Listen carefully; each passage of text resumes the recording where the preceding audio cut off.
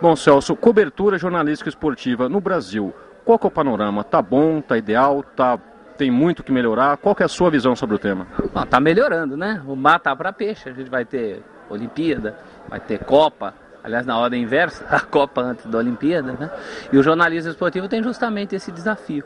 Acho que, aliás, o maior desafio que a gente enfrenta hoje é separar essa coisa do espetáculo e da informação, né? Quando a gente realmente tem que fazer espetáculo, quando a gente tem que informar, como a gente consegue fazer isso trabalhando para veículos em que eventualmente tenham interesses comerciais nos eventos, eu acho que esse é o grande nó, a grande discussão do jornalismo esportivo hoje, uma coisa que a gente também pretende debater aqui. Bom, hoje em dia, com as facilidades da internet, a cobertura melhorou bastante. A gente vê que, pelo menos quantitativamente, está mais fácil de se checar algumas informações. Como que você vê o uso da internet na cobertura? Bom, a internet é um meio, né? No jornalismo em geral, não só no esportivo. Eu acho a internet um meio fantástico. Ela não pode ser um fim. Aliás, ela não pode ser o único fim.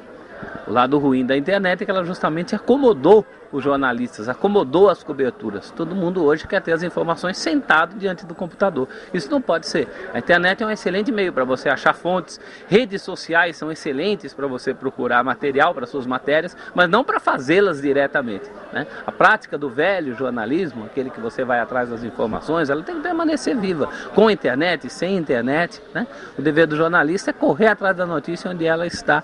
Parafraseando a história de que todo artista não tem que ir onde o povo está, o jornalista tem que ir onde a informação está, seja ela via internet ou não. Quer dizer, a internet é um meio, só um meio, um belíssimo meio, mas um meio para se fazer bom jornalismo. Bom, um outro ponto é a questão da opinião dentro do jornalismo. No jornalismo esportivo não é diferente. A gente tem visto aí uma onda crescente de comentaristas que, pela sua função, já tem uma opinião mais forte dentro do seu trabalho, seja na televisão, seja no jornal.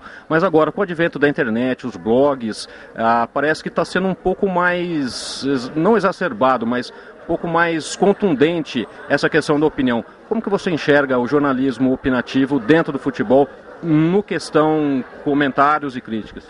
Olha, como professor universitário, eu enxergo com uma certa preocupação. Porque o que está acontecendo? Nós estamos formando gerações muito preocupadas em opinar e pouco preocupadas em apurar, em informar. Eu acho isso ruim. Porque todo mundo tem o direito de alimentar o sonho de ser comentarista esportivo, mas se todo mundo for comentarista, quem é que vai informar? Então eu acho que esse é o grande problema que a gente enfrenta hoje. Eu gostaria de ver as pessoas um pouco mais preocupadas em fazer jornalismo em si, e não só em dar opinião, porque opinião todo mundo tem. É muito fácil, é muito cômodo, né? A gente tem uma tendência, hoje em dia, muitos colegas de profissão começam a comentar muito cedo, coisa que não acontecia antigamente, né? Você, para ser comentarista, passava por várias outras etapas da carreira. Então eu vejo com uma certa preocupação, sim. Eu acho que as pessoas deviam se preocupar um pouco mais com outros quesitos do jornalismo, que não só a comodidade da opinião, né? A opinião pela opinião, ainda mais numa era em que todo mundo pode ter um blog, ela acaba valendo muito pouco.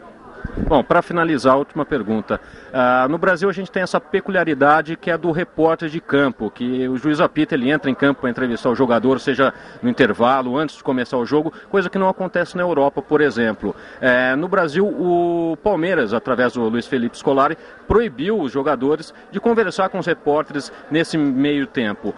Você acha que isso é positivo ou é negativo? O trabalho jornalista pode influenciar no desempenho do jogador em campo com a pergunta mal feita, mal colocada, nesses momentos antes do jogo, durante o intervalo? Sem dúvida que pode, mas pode influenciar antes também, durante os treinos, pode acabar influenciando depois em relação a partidas vindouras. Acho que com isso o Filipão não resolve todo o problema. Do nosso ponto de vista, do ponto de vista do jornalismo, do jornalista, faz parte da nossa cultura, né? Torcedor de futebol do Brasil, isso já mudou muito. Houve tempo em que técnico falava durante o jogo, houve tempo em que jogador era entrevistado durante o jogo. Até uma fita de 78, da final do primeiro turno de 78, Corinthians e Santos, o Vanderlei Nogueira entrevista o Palhinha no momento em que ele sofre um pênalti. Então tudo isso já não acontece mais. Aos poucos a gente vai se acostumando com essas mudanças. Agora a reportagem de campo é um serviço do qual a gente não pode abrir mão. O torcedor está acostumado com a reportagem de campo, né? Eu acredito que ela vai sofrer alterações, como todas essas que eu citei, essa última do Filipão, mas vai sobreviver. Aliás, tem que sobreviver, porque é parte do nosso espetáculo futebol. No dia 12 de maio aconteceu a última conferência do evento, que trouxe o professor argentino Pablo Alabarces, que falou sobre futebol e globalização. Não é nem bom nem ruim, ou seja, é um fato. Então, o que os acadêmicos temos que fazer é analisar os fatos. Mas, claro, você pode fazer prospectivas, ou seja, traçar ou ver as direções dos fenômenos. Então, a globalização do futebol é uma globalização da mídia, e não uma globalização do futebol. Isto é, o futebol é uma das mais grandes mercadorias da mídia, como todo o esporte, sim? Mas o futebol possivelmente seja a mercadoria mais valiosa da mídia. Mas o que eu vou falar é que essas tendências de globalização ficam numa tensão permanente com o fato dos localismos, das localizações fortes da questão esportiva. Então, não se pode falar de uma direção num único sentido, sim? Mas tem que se analisar as tensões que se produzem entre estas tendências globalizadoras da mídia e os fenômenos fortemente nacionais e ainda mais microlocais, sim? E acho que ali está o dado mais interessante do fenômeno, sim? Bom, então quais, vamos dizer, os principais benefícios que essa globalização trouxe para os clubes e para a torcida de cada país?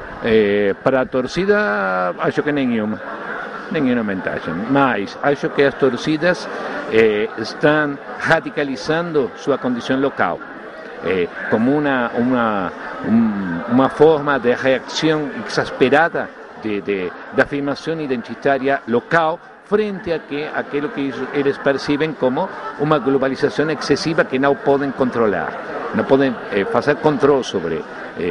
E además o torcedor percebe a mídia como um inimigo. Isto é, a mídia é aquilo que tem interesses comerciais, que tem interesses monetários, isso é, interesses não esportivos. Então, a mídia é percebido como um inimigo pela torcida. Para os clubes,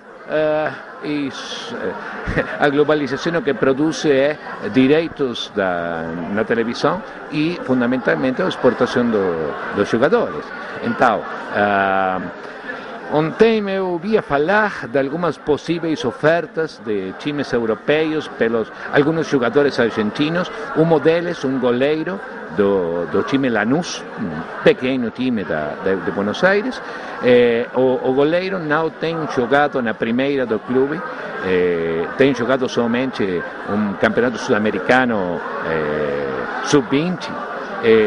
Então, ele tem, acho que 19 anos, 20 anos, se fala de 6 milhões de euros por um jogador que não jogou na primeira divisão do seu time. Então, os benefícios são claros, são os benefícios econômicos.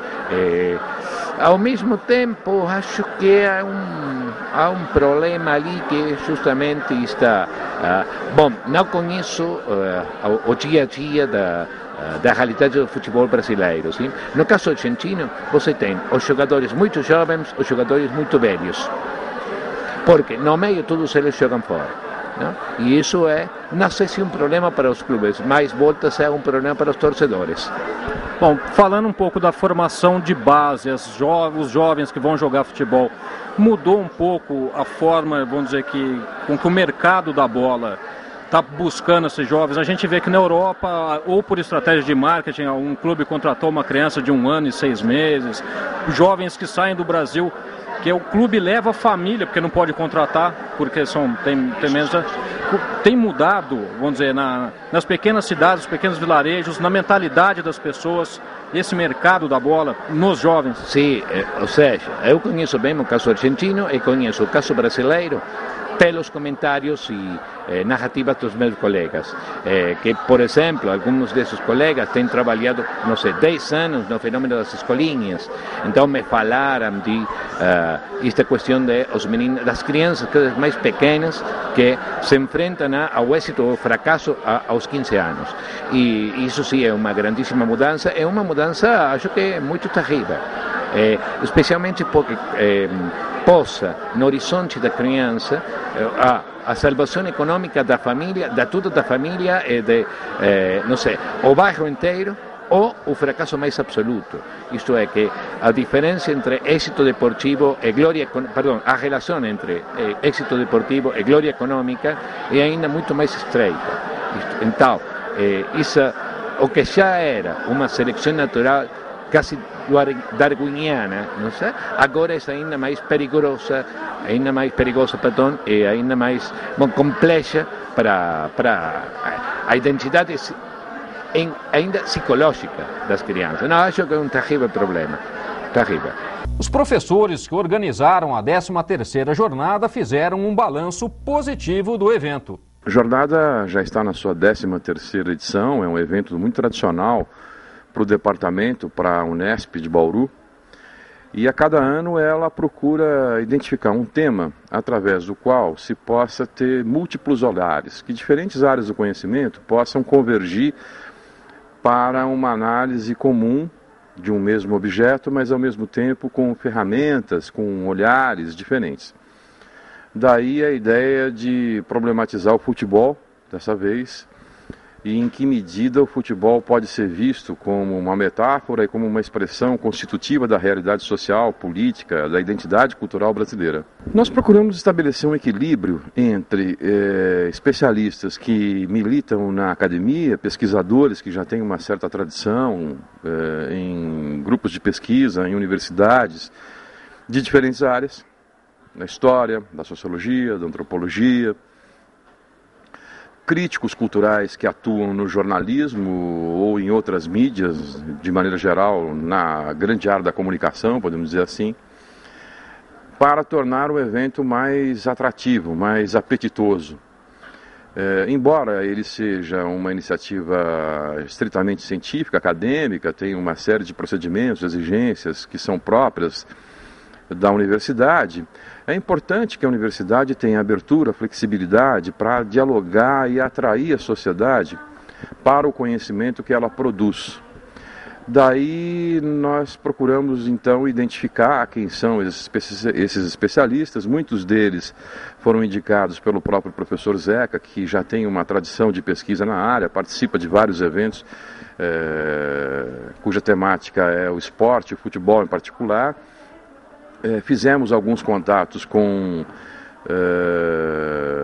especialistas internacionais e chegamos ao professor Pablo Alabarces da Universidade de Buenos Aires, porque ele é um cientista social, referência na área, tem uma produção bibliográfica importante, já veio ao Brasil e tem obras, estudos, pesquisas que são importantes para todos os pesquisadores que querem se iniciar ou trabalhar o tema do futebol como uma área de pesquisa dentro da universidade.